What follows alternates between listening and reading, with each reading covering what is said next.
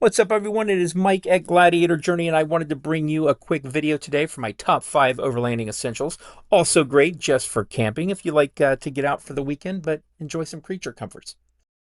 Coming in at number 5 is my portable power unit. Mine's a Jackery, but you can get these made by any number of companies. I got this at Harbor Freight back when they were selling the Jackery. I'm not sure if they still are, but they are making their own brand called the Predator, which is also very good. This is a small unit, it's only 290 kilowatt hours, and it comes with a 12-volt charging cord as well as an AC charging cord for the wall outlet if you want to charge it before you leave from home or if you have a plug in your vehicle.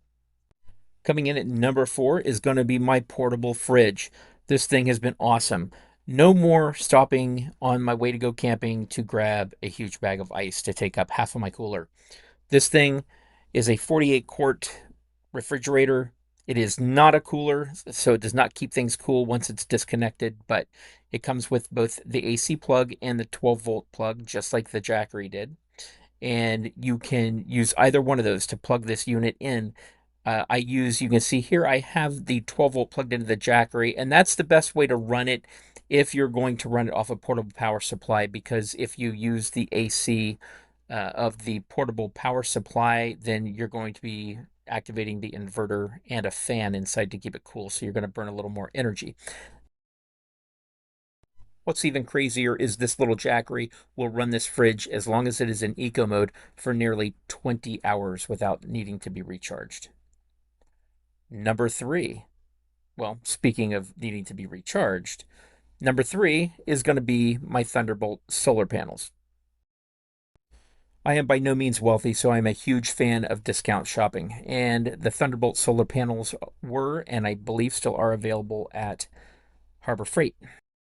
I will throw out there that Harbor Freight's actually making their own solar panels under the Predator brand now that are much more lightweight than these, and they also put out 100 watts. But as you can see here, this is a rigid framed unit.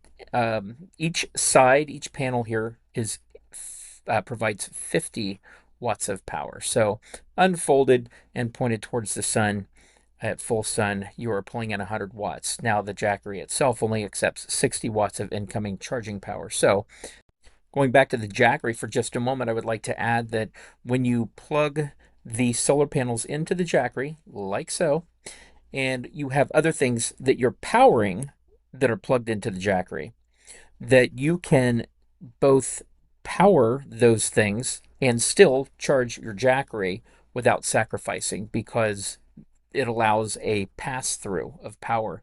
So the power that's coming in from these solar panels will actually both charge the Jackery and power the products that you have plugged into it.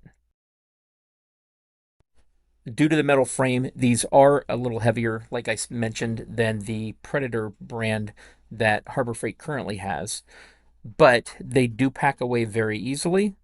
They do have a great carrying case that keeps them safe from both the weather and from getting banged around too much, because it does actually have a little bit of padding in the carrying case. But everything folds up right to the inside here of the unit, as long as you make sure that you have the cables in the right spots so everything can close up. There's just 2 small latches on top, as you can see here.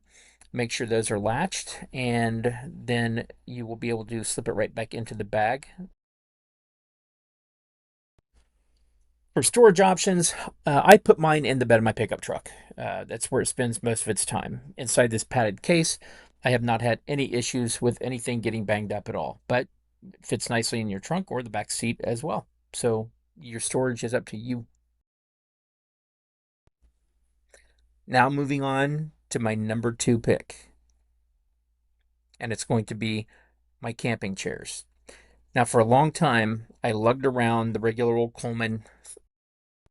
Never again will I lug around the traditional style camping chair now that I found these compact units. They fold away very nicely in a carrying pouch, and they come with the canvas wrapped around the frame itself. They are super easy to set up, which I think was half the battle with me before. I was worried about having something that was too complicated and maybe wouldn't provide enough support. But after putting these together and using them, I found that it's super simple. When you undo the Velcro, the strings that are the old elastic strings you remember from inside the tent poles back in the day, sort of pop this thing into place. You can almost shake it, and it will actually many of the rods will pop together themselves. But just making sure that you have all of the rods in place and that they are all in the sockets that they are supposed to be in. And as you can see, the front one's not until now. Then all you have to do is put the canvas on. And there are just little pouches sewn into the corners where you place the rod inside.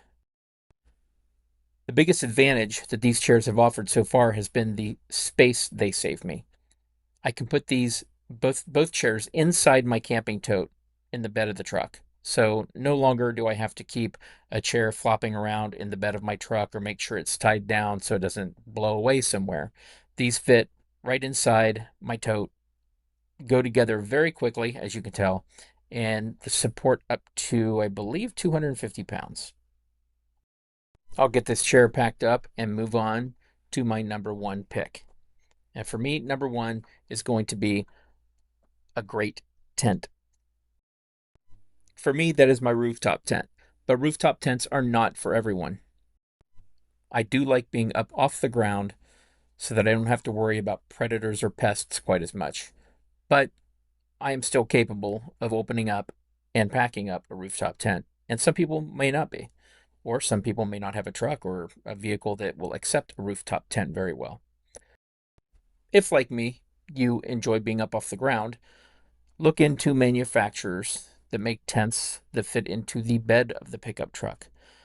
A couple of friends of mine have the tents that fit into the bed, and they work quite well. The only downside being that you have to empty everything out of your bed in order to set them up. With a rooftop tent, you don't have to do that, of course. Do me a favor and hit the comment section with some of your favorite items that you use or find essential for your camping or overland. And as always, please like and subscribe.